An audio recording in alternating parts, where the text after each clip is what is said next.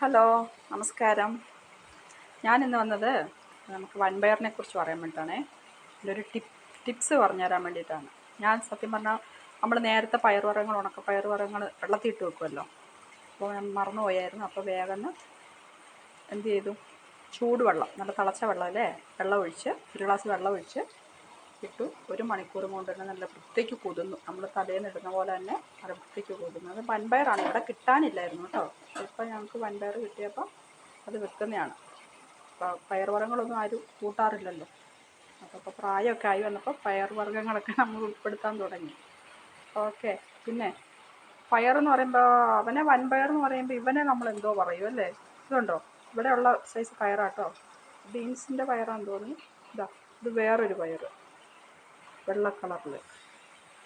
അപ്പം വൻപയറിൻ്റെ പേര് മാറ്റേണ്ട സമയമായി കഴിഞ്ഞല്ലേ. അതിനൊക്കെ കുഞ്ഞൻ പയറായിപ്പോയി. അപ്പോൾ നിങ്ങളുടെ കറിയൊക്കെ എന്താണ്? കറി ആക്കിക്കൊണ്ടിരിക്കുന്നു. നിങ്ങൾ നല്ല ബീഫും ഇതൊക്കെ കൂട്ടി കഴിക്കുമായിരിക്കും അല്ലേ.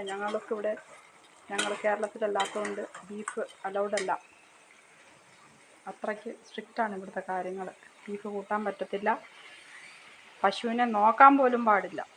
അങ്ങനത്തെ ഒരു നിയമമുള്ള സ്ഥലത്താണുള്ളത്. കഴിഞ്ഞ ദിവസം ഇവിടെ മുസ്ലിം സഹോദരന്മാരുള്ളത് കൊണ്ട് ഇവിടെയുള്ളിടത്ത് എന്തായാലും ബീഫ് ഉണ്ടാവുമല്ലോ. അങ്ങനെ ബീഫ് അവർ വണ്ടിയെ കയറ്റിക്കൊണ്ട് പോയതാണ്. കറക്റ്റ് ട്രാഫിക്കിൻ്റെ അവിടെ എത്തിയപ്പം ഡോർ ഓപ്പണായിപ്പോയി. പശുവിൻ്റെ തല പുറത്തോട്ട് വന്നു. ജനങ്ങളെല്ലാം ഓടിക്കൂടി ആ ചെക്കനെ ഇട്ട് ചവിട്ടി കൂട്ടി ഭയങ്കര ന്യൂസായിരുന്നു. അതുകൊണ്ട് ബീഫെന്ന് കേൾക്കുമ്പോഴേ തിന്നേണ്ട കൊതിയൊക്കെ നമ്മൾ ഒഴിവാക്കി കളഞ്ഞു.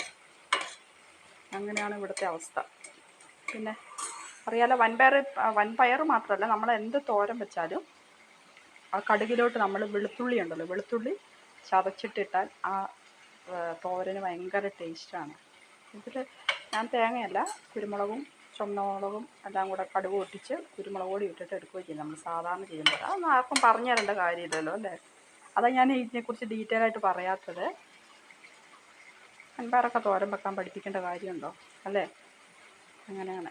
ഞാൻ വീഡിയോ എടുത്ത് പഠിച്ചു വരുന്നേ ഉള്ളൂ കേട്ടോ. എന്നെ സബ്സ്ക്രൈബ് ചെയ്ത എല്ലാവർക്കും നന്ദി. എൻ്റെ വീഡിയോ കാണുന്ന എല്ലാവർക്കും നന്ദി. ഓക്കെ. പഠിച്ചു വരുന്നല്ലേ ഉള്ളൂ. പഠിച്ചു കഴിയുമ്പോൾ റെഡി ആയിക്കോളൂ കേട്ടോ. Okay, thank you.